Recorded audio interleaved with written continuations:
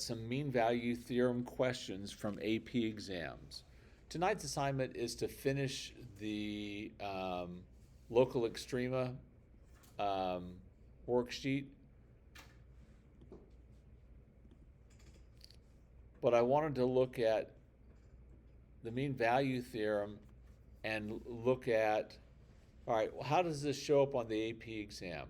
I may have alluded to it earlier, I don't remember, but on the AP exam, they ask the mean value theorem every year, at least at one or two places, but frequently they don't call it by name. You have to know that that's what's going on. So let's take a look at some of these. We'll look at some multiple choice questions. You can tell that I've copied and pasted these out of old AP exams. These are all out of released exams, so I'm allowed to share them with students. So let's look at this. The only reason I left the numbers on is because if it's a high number, that's because it was part of the calculator part of the test. If it's a low number, it's part of the non-calculator part of the test. So the function f is continuous on the closed interval from -2 to 1 and differentiable on the open interval from -2 to 1. All right, so as soon as they say those two things, that means that all of our existence theorems work for it. The intermediate value theorem, the extreme value theorem, and the mean value theorem all apply to this function. Then it says if f of -2 is -5 and f of 1 is 4, and I need just, it doesn't have to be anything great, but I need a quick sketch for that. This is -2, -5.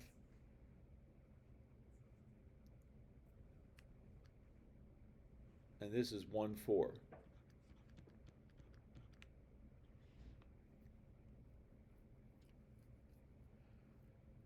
And then usually what I do from there is I go, okay, what is the simplest function that could fulfill all the things that they've said?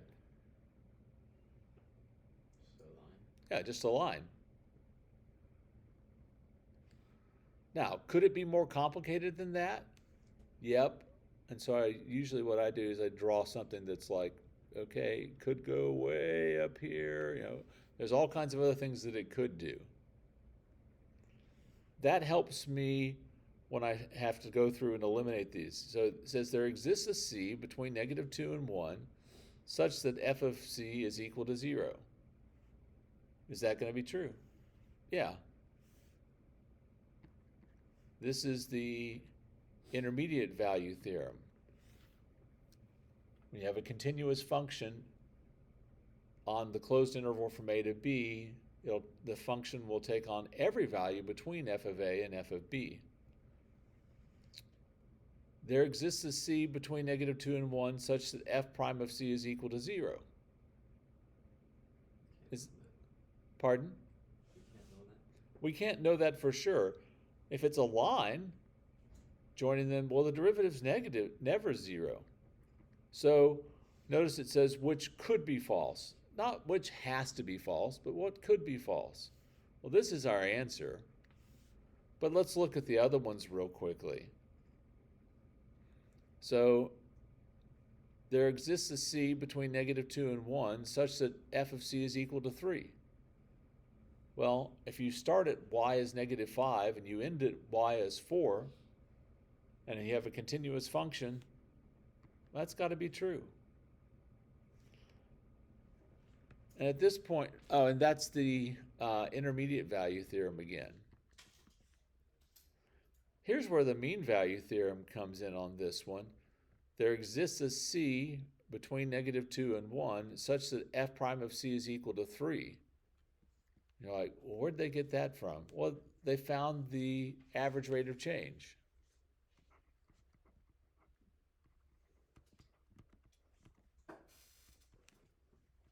That's going to be 4 minus -5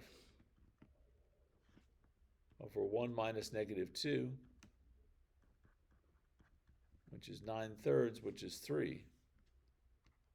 So this is true by the mean value theorem.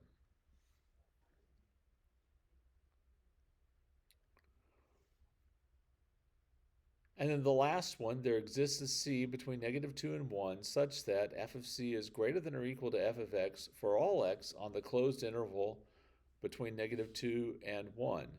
That's just saying there is a absolute maximum. This is the extreme value theorem, which is what we used when we're doing the candidates test.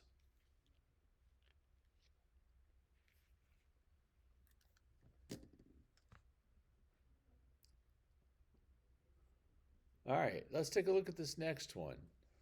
The function f is continuous on the closed interval from -2 to 2, and f of 2 and f of -2 are both equal to 0. Okay, I probably don't need a graph for that, but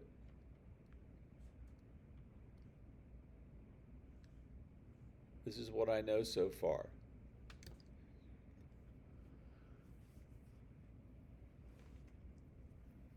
What does this one not say that the previous one did say about f?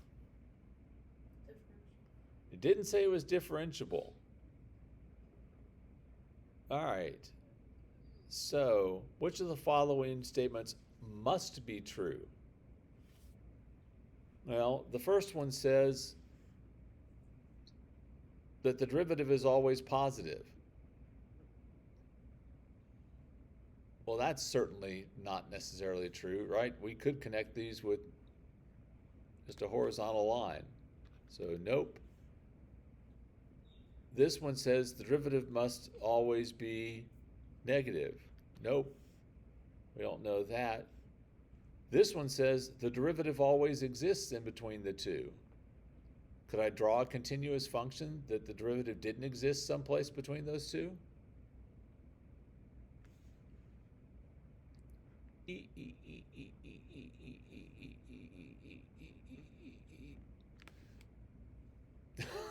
Right? We could have lots of places where the function's not differentiable. This is our answer.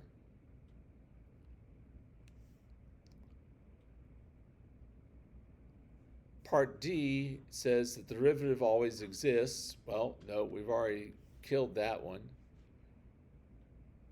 And this one says there must be a place where the derivative doesn't exist. No, we could connect that with a nice smooth curve. So, not that one.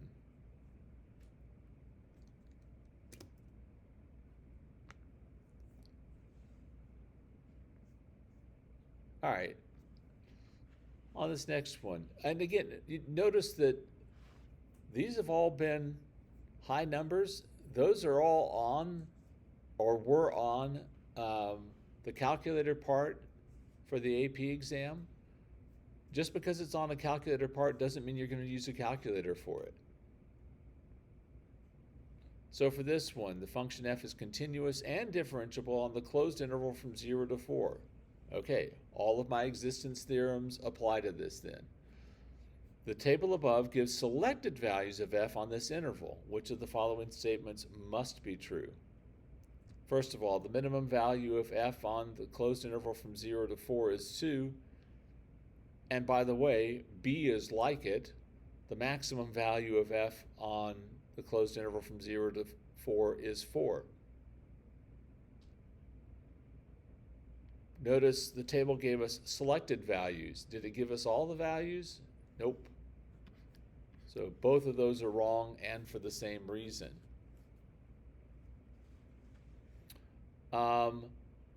F is always positive between 0 and 4. Well, I don't know that. F could be any value. F prime is less than 0 on the interval from 2 to 4. Well, yeah, this looks like this is decreasing, but does it have to be decreasing everywhere? Nope. And then here, there exists a C between 0 and 4 such that f prime of C is equal to 0. This is the mean value theorem because on the interval from 0 to 4, what's the average rate of change? 0. Therefore, there must be a place where the derivative is equal to 0, where the instantaneous rate of change is 0.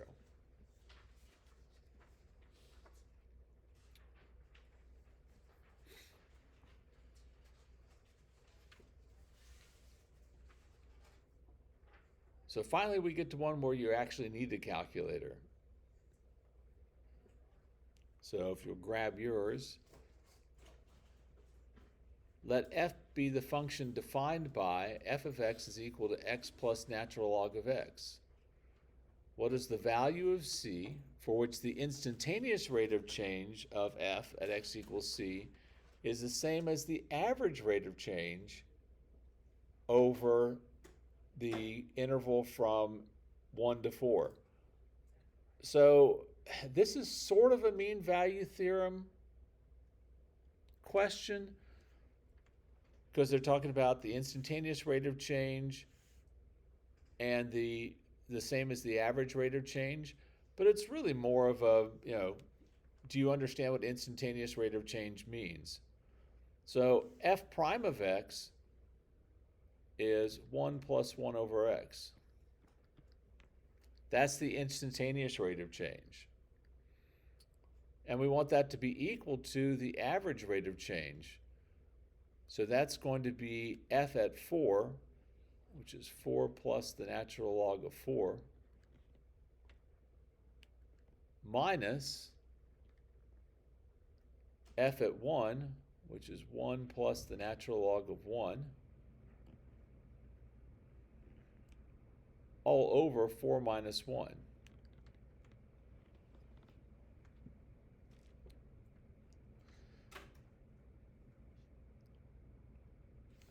So two ways that you can do that.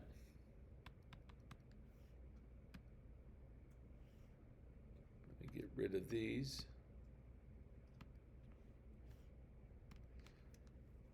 As long as you suspect that this is not a huge number, and I suspect that it's not, you can just graph these two separately. If you expect that this is a large number, I usually subtract it over to the other side. So we've got 1 plus 1 over x.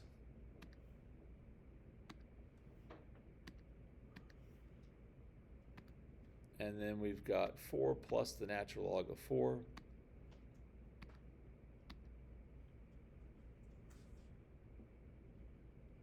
Close that parenthesis, minus 1, and I'm not going to do the other one because the natural log of 1 is 0. You can include it if you want, but you don't have to. All over 3. I'll do a zoom standard on that.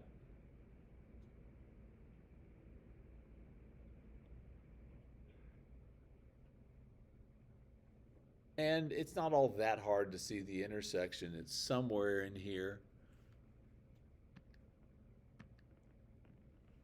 So intersect, I'm going to say somewhere between 0 and 5. And, this will be fun. Let me go back to my graph a second.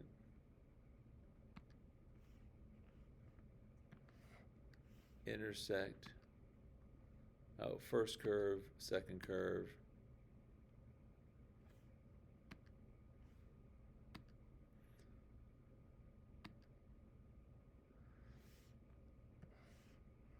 Which one of those do you want to guess? C. 2.164. All right.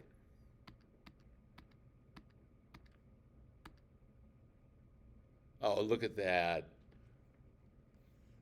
Nicely done.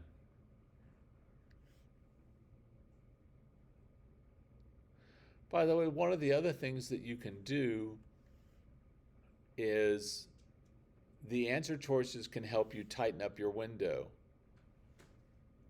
Right, for this one, we could have made our X window just be from like 0 to 3. We should still be able to see everything just fine. All right, here's one that was on a non-calculator part. If f is continuous on the closed interval from a to b and differentiable on the open interval from a to b, which of the following could be false? Again, notice the continuity means that the intermediate value theorem holds and the extreme value theorem holds, and differentiable in addition means that the mean value theorem holds. So which could be false? Well, this first one is exactly what the conclusion of the mean value theorem is.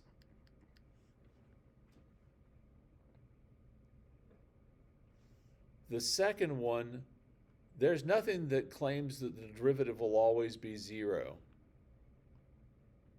That one could be false. Again, we have these two that are kind of matched, minimum and maximum. That's the extreme value theorem. If you have a continuous function on a closed interval, you're going to have a minimum and you're going to have a maximum. And you don't know what this symbol down here is yet. Y'all haven't done that in physics, have you? This is an integral sign. We'll get to it a little bit later, but we've already selected the answer. Let's move on.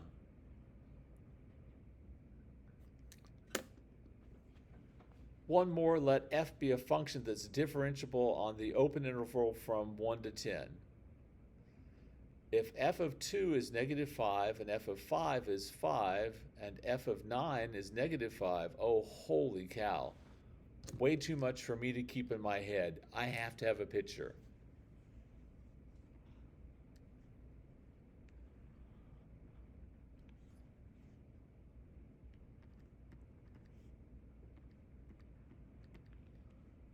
So f of 2 is -5. F of 5 is +5. And f of 9 is -5.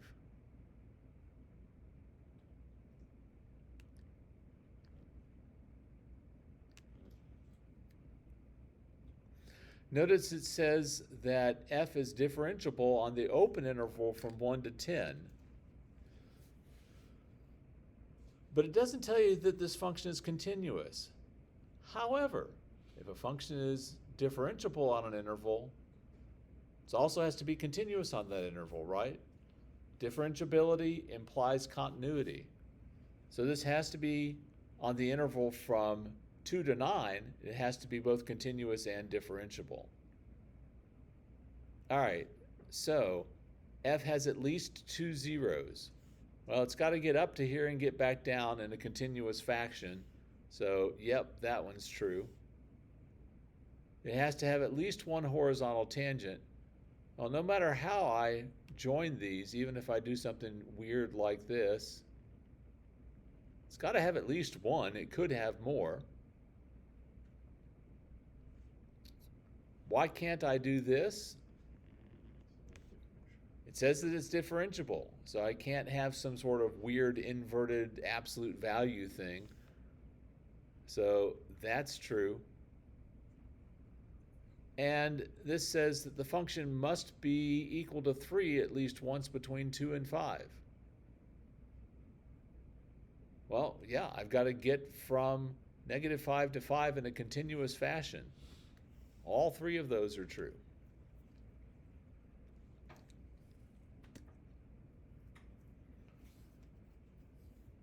Okay, the next ones are free response questions. These are older free response questions, so on these 1 through 3 were all calculator active problems, and 4, 5, and 6 were non-calculator questions. Now it's just the first 2 are calculator questions, and then 3, 4, 5, and 6 are non-calculator questions. That's something that changed a few years back. There's no way we will get to all of these today in class. So that's why I went ahead and gave you the rubrics for these as well, where it says this is how it's scored. So you can look at these and you can see these are all just, I took one part of the question. The thing about the AP exam is that on the free response questions, they ask a question, but it'll cover several topics that aren't near one another in the curriculum. That's part of how they test, do you really understand this? Um, and they're all out of 9 points total. So a lot of these are 2-point questions. All right. So here, continuous function f is defined on the closed interval from -4 to 6. Notice it says continuous, but it doesn't say differentiable, does it?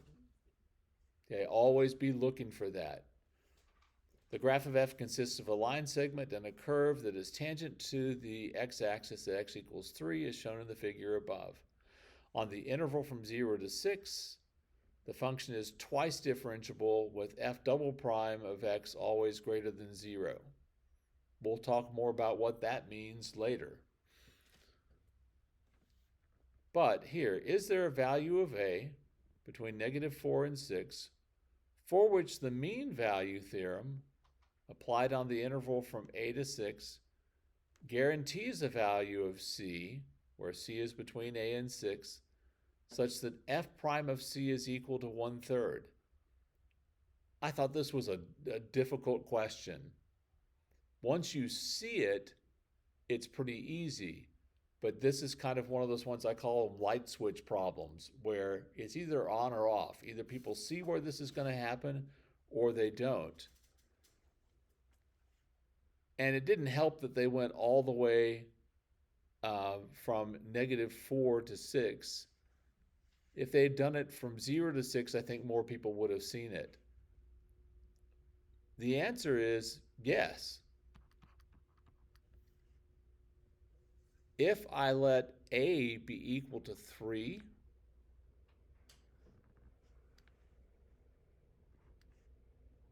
then this average rate of change is 1/3. So then the mean value theorem guarantees that there must be some point in between 3 and 6 such that the instantaneous rate of change is 1/3. So let's take a look at how they worded it. Their gold star answers are always very concisely but perfectly worded. So it says, yes, a is equal to 3, which is what we said. The function f is differentiable on the interval from 3 to 6 and continuous on the closed interval from 3 to 6. And f of 6 minus f of 3 over 6 minus 3. By the way, if you don't write this, nobody cares, right? That doesn't have to be there. Is equal to 1/3. And therefore, by the mean value theorem, there is a value of c between 3 and 6 such that f prime of c is equal to 1/3. Notice when they're answering it, they declared it was by the mean value theorem. You don't have to specifically quote the mean value theorem on this because you have talked about the things that are required for the mean value theorem. That is, that the function is differentiable on the open interval and continuous on the closed interval. So if you go through the conditions and then talk about the conclusion, you don't have to call it by name. Is it a good idea? I think it is. And also notice that their answer, there is a value c such that blah, blah, blah, blah. That's almost exactly what they said. They said, does it guarantee a value of c at which this? This is something that I teach in AP statistics, is that when they have a question and you're having to explain something, well, parrot back to them as much as you can of what they have in the question. Right? That way you know you're answering the question. It's clear that this is how you're responding to whatever the question was. All right, let's go on to the next one. Somehow or another the 3 got mixed up here. But this is another calculator active, but it doesn't really help The functions f and g are differentiable for all real numbers, and g is strictly increasing. The table above gives values of the functions and their first derivatives at selected values of x. The function h is given by h of x is equal to f of g of x minus 6. You're like, who in the world came up with this nightmare? There are the test development committee. I think these guys, spend a lot of time coming up with things that look weird, that really, when you get down to them, aren't all that bad. So the question here is, explain why there must be a value of c, where c is between 1 and 3, such that h prime of c is equal to -5. Well, that sounds like the conclusion of the mean value theorem, right?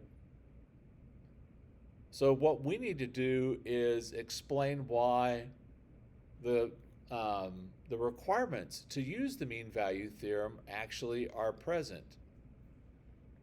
Well, since f and g are differentiable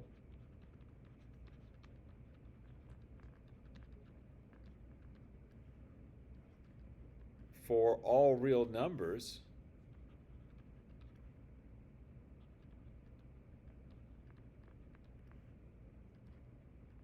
they are continuous for all real numbers.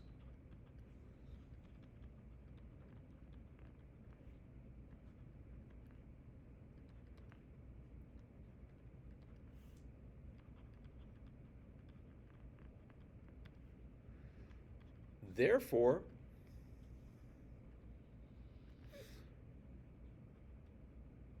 h of x, which is f of g of x minus 6, is also continuous and differentiable for all real numbers.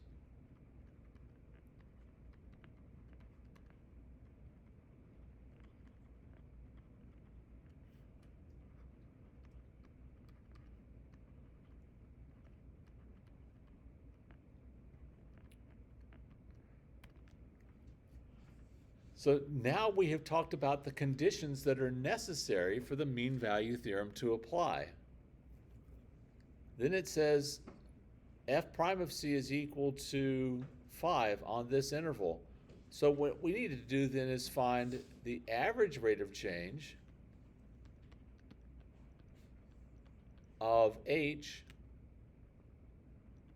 on the closed interval from 1 to 3. Is, all right, so h of 3 minus h at 1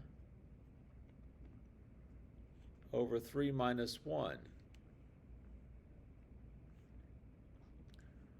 So h at 3 is equal to f of g of 3 minus 6, which is f of, see, g at 3 is 4.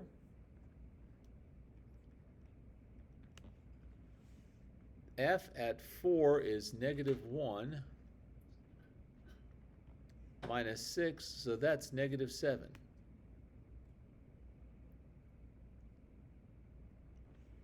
Minus h at 1 is f at g of 1. G at 1 is 2, so that's f of 2 minus 6.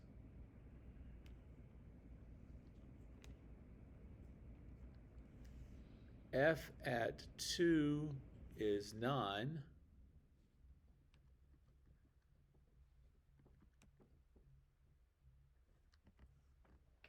That's 3.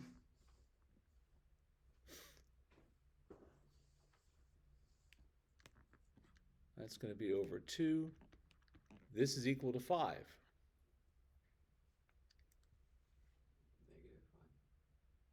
Yes, sorry, negative 5. Therefore, by the mean value theorem,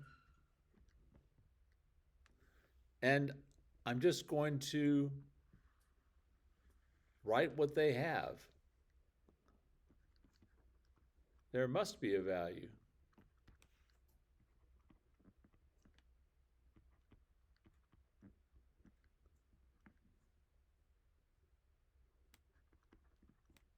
For 1 less than c less than 3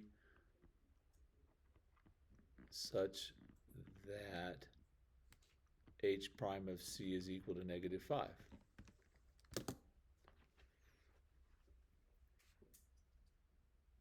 If you look at their rubric, they probably did this a little bit shorter than I did.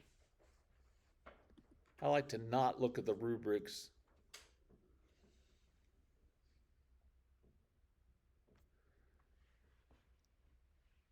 Now, on this particular one, I really don't like that they just said, since h is continuous and differentiable.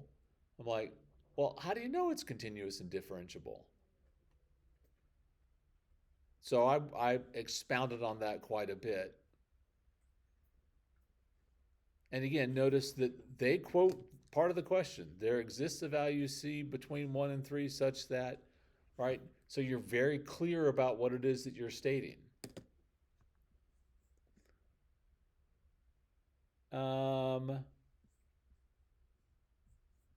Let's see. Oh, there's so many in here. We only have like 2 minutes left. I'm not going to try to squeeze one in a minute and a half or so. But take a look at those when you have a chance. Those are the kinds of questions you're likely to get about mean value theorem on the AP exam. None of them say mean value theorem. Well, I shouldn't say none. There's probably 1 or 2 that actually say mean value theorem.